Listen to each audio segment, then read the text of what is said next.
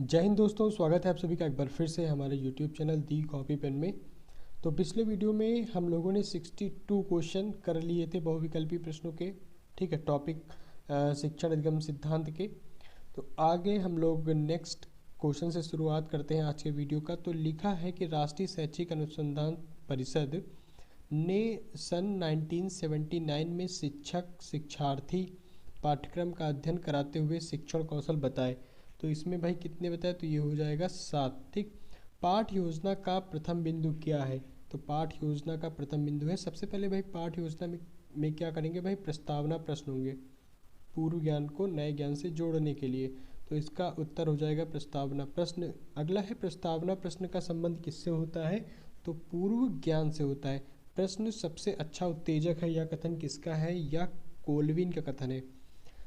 अधिगम का क्या अर्थ है? तो अधिगम का क्या अर्थ है? तो अधिगम का अर्थ होता है सीखना।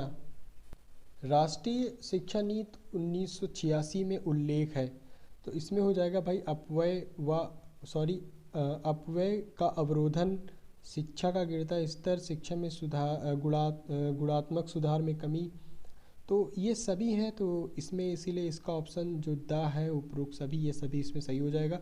अगला जो क्वेश्चन है वो है न्यूनतम अधिगम स्तर की आवश्यकता क्या है?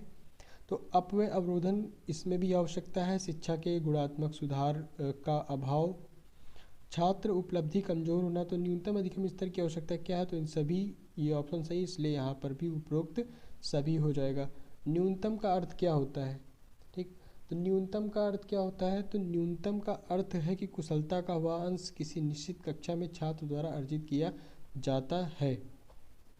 न्यूनतम अधिगम स्तर पर लक्ष्य प्राप्ति हेतु आवश्यक है। तो शिक्षण में सुधार, परीक्षा प्रणाली में सुधार, शिक्षण विधियों में सुधार। तो भाई यही हमारा सार्वजनिक उत्तर जो उपरोक्त सभी है, यही हो जाएगा। न्यूनतम अधिगम स्तर की क्यों आवश्यकता है? तो अधिगम की मात्रा निश्चित करने के लिए। शिक्षण सामग्री का अर्थ उस समस्त सामग्री से है जो शिक्षण परिस्थिति में लिखित अथवा बोली हुई पाठ्य सामग्री में सहायता देती है। तो ये कथन है ईसी डेंटा का। ऐसे ही जब छात्र टॉक और चौक से नहीं समझते हैं तो शिक्षक प्रयोग करता है, क्या प्रयोग करता है? वो टीएलएम यानी सहायक सामग्री प्रयोग करता है। मानचित्र का प्रयोग भाई सिंपल है, भूगोल के लिए, भूगोल विषय में मानचित्र का प्रयोग होता है। उद्घोषणाओं, भाषाओं एवं विशिष्ट विषय वस्तु को लंबे समय तक रखा जाता है। तो ये टेप रिकॉर्डर में रिकॉर्ड करके रखा जाता है। कंप्यूटर के सिद्धांतों का पता लगाया था तो चार्ल्स बेबेज ने लगाया था। भारत में कंप्यूटर का विकास हुआ था तो 1971। वह शिक्षण प्रतिमान किसने बनाया जिसमें अध्यापक का स्थान कंप्यूटर ने ले लिया? तो इसका उत्तर क्या होगा? Daniel Davis. शिक्षार्थियों के अधिगम में किसके द्वारा सर्वाधिक रुचि जागृत होती है? तो श्रव्य दृश्य सामग्री द्वारा सर्वाधिक रुचि जागृत होती है। अगला क्वेश्चन है कि बाल केंद्रीय शिक्षण का उद्देश्य क्या होता है? तो बाल केंद्रीय शिक्षण का उद्देश्य ये होता है बालक का सर्वांगीण विकास करना, क्योंकि सर्वांगीण विकास में शारीरिक मानसिक विकास आ जाएगा। सहायक शिक्षण सामग्री द्वारा बालक का विकास होता है, तो मानसिक, भाषा, बौद्धिक, ये सभी हो जाएगा। तो ये भी सार्वजनिक उत्तर जो हमारा है ये सभी हो जाएगा। शिक्षण की गति आधारित होती है, तो शिक्षण की गति आधारित होती है छात्र के सीखने की गति पर। ठीक, शिक्षण को सीखने के संगठन के रूप में सर्वोत्तम प्रकार से परिभाषित किया जा सकता है। यह परिभाषा किसकी है? तो ये परिभाषा है रायबर्न महोदय की। कक्षा शिक्षण तब अच्छा होता है जब कक्षा के सभी छात्र क्या होते हैं? प्रश्न पूछने व उत्तर देने में तत्पर होते हैं। तो इसका उत्तर हो जाएगा उत्तर ब। अगला क्वेश्चन है कि निम्नलिखित में कौन सा शिक्षण सूत्र गेस्टाल्ट मनोविज्ञान पर आधारित है? तो ये हो जाएगा पूर्ण से अंश की ओर। पर्यटन सर्वाधिक सहायक होता है, तो पर्यटन भूगोल शिक्षण में सर्वाधिक सहायक होता है। वास्तव में प्रश्न सबसे अच्छा उत्तेजक है और यह शिक्षक को शीघ्र उपलब्ध हो जाता है। तो ये कॉल्विन का कथन है। प्रयोग प्रदर्शन विधि का गुण है, तो प्रयोग प्रदर्शन विधि का गुण क्या है? सक्रिय वातावरण भी है, मानसिक विकास में सहायक भी है, स्थायी ज्ञान भी है। तो इसमें आपका उत्तर उपरोक्त सभी हो जाएगा।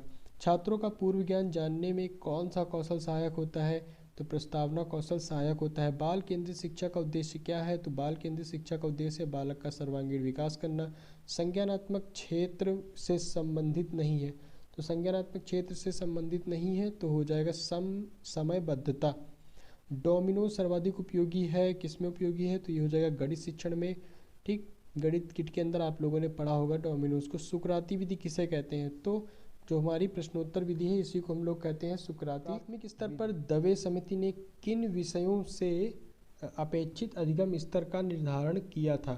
तो भाषा हो गया, पर्यावरण अध्ययन हो गया, गणित अध्ययन हो गया। तो इसमें इसका उत्तर हो जाएगा उपरोक्त सभी या उपयुक्त सभी। किंडरगार्टन प्रणाली शिक्षण के किस सिद्धांत पर आधारित है?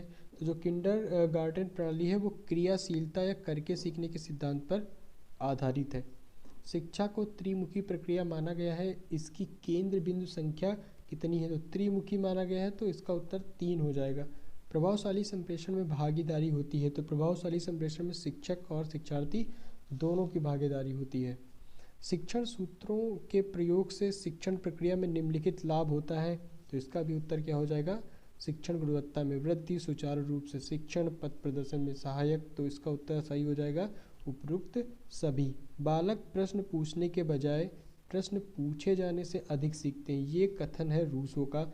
वर्तमान शिक्षा का केंद्र बिंदु आप सबको पता है बालक होता है। छात्रों के उत्तर निकलवाने में सहायक होती है शिक्षण कौशल, शिक्षण प्रविधियाँ और शिक्षण सूत्र, तो इसमें हो जाएगा उपर्युक्त सभी। बुनियादी अथवा बेसिक शिक्षा के जनक इंपॉर्टेंट क्वेश्चन है, ये इसमें महात्मा गांधी सही है। शिक्षण सूत्र पथ प्रदर्शन करते हैं जिनमें सिद्धांत से व्यवहार में सहायता के लिए अपेक्षा की जाती है, तो ये टी रेमंड का कथन है। शिक्षा के अधिकार के अंतर्गत निःशुल्क शिक्षा का प्रावधान निम्नांकित हेतु है, तो 6 से 14 वर्ष तक के बच्चों हेतु। किसी देश की आधारशिला होती है उस देश की प्राथमिक शिक्षा। ठीक, विश्लेषण से संश्लेषण सूत्र का प्रभावी प्रयोग निम्नांकित विषय में किया जाता है, तो ये हो जाएगा इतिहास के विषय में। व्याख्या उन तथ्यों, नियमों या अन्य संबंधों का स्पष्टीकरण जिनको शिक्षक चाहता है कि श्रोता उसे समझे, यह कथन किसका है? तो यह कथन रूसो का है। क्विज, वाद विवाद एवं अंत्याक्षरी भी एक रूप होते हैं, किसका रूप होते हैं? तो समूह चर्चा प्रविधि के, क्योंकि क्विज और अंताक्षरी अकेले में नहीं होती, इसके लिए समूह की आवश्यकता होती है। हमारा अगला क्वेश्चन है कि प्रस्तावना कौशल का संबंध छात्रों के पूर्व ज्ञान से होता है। ठीक, ये क्वेश्चन इंपॉर्टेंट है और पेपर में आया हुआ भी है। शिक्षण पुनर्बलन की आकस्मिकताओं का क्रम है, यह परिभाषा है, तो यह है बीएफ स्किनर का।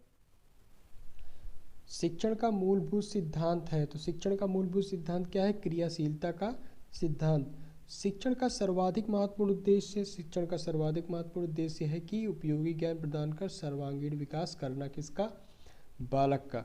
ठीक, तो व्यक्तिगत संप्रेषण का उद्देश्य क्या होता है? तो व्यक्तिगत संप्रेषण का उद्देश्य छात्रों में व्यक्तिगत विभिन्नताएं होती हैं, अच्छा बालकों की विशिष्ट योग्यताओं और व्यक्तित्व का विकास होता है। साधारण बालकों के लिए व्यक्तित्व शिक्षण आवश्यक होता है, तो ये सभी सही है, तो यहाँ पे हो जाएगा उपर्युक्त सभी। ऐसे ही अगला है पूर्ण से अंश की ओर का शिक्षण सूत्र आधारित होता है, तो ये हो जाएगा गेस्टाल्ट मनोविज्ञान पर, यह भी प्रश्न आ चुका है। क्रियापरक शिक्षण विधि का अर्थ क्या होता है? तो क्रियापरक शिक्षण विधि का अर्थ है छात्र का अपनी स्वयं की क्रिया के द्वारा ज्ञान प्राप्त करना। ठीक, प्रस्तावना कौशल का प्रमुख घटक है, तो प्रस्तावना कौशल का प्रमुख गठन क्या होगा? कथनों में तारतम्यता।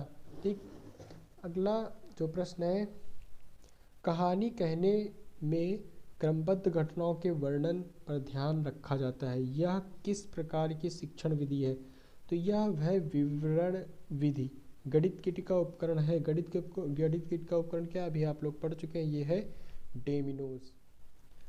तर्कात्मक क्रम से शिक्षण कराने से स्थायी एवं ठोस होता है, तो ये हो जाएगा अधिगम स्थायी एवं ठोस होता है। संप्रेषण के लिए कक्षा का वातावरण होना चाहिए, तो सौहार्दपूर्ण होना चाहिए।